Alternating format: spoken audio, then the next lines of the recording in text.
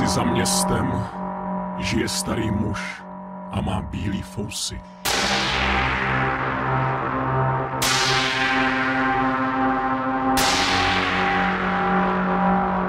Sedí před svou dřevěnou chatrčí, dívá se vesmíru do očí.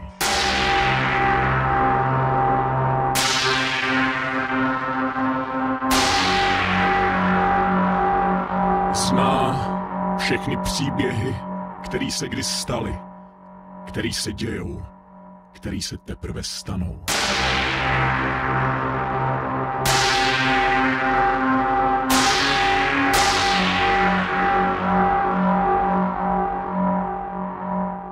Někdy za ním chodí malý kluk a poslouchá ty příběhy.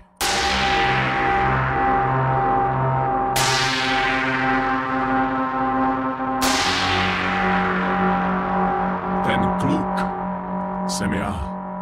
Tohle je jeden z těch příběhů. Strach z prasat.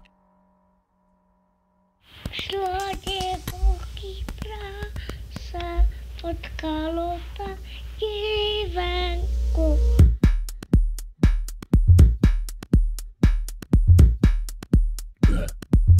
Be. Šla divenka lesem, potkala prasy divoký. S prasatama to není lehký, není na nich vidět, co si myslí. Prase v lese, to není dobrý znamení. Může to být to poslední. Poslední z tvých dní. Šla divenka lesem, potkala prasy divoký, 2 metry široký. Takový, nejen tak nějaký, takový, který nemá štětiny, ale bodáky. Ostrý jak komáří sosáky, bylo divný, stálo samo uprostřed lesní pěšiny. Vypadalo, jak kdyby tam stál už hodiny. Z huby mu trčely obrovský kly, potřený něčím zeleným. Těžko